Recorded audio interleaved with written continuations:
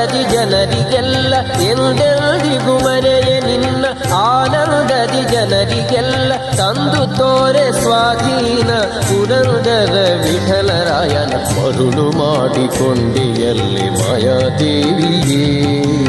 ഇരുಳು ಹಗಲು ಏಕವಾಗಿ ಹರಿಯು ನಿನ್ನ ಬಿಡದಿ ಬಂದು ಮರುಳು ಮಾಡಿಕೊಂಡಿಯಲ್ಲಿ ಮಾಯಾದೇವಿಯೇ ಮರುಳು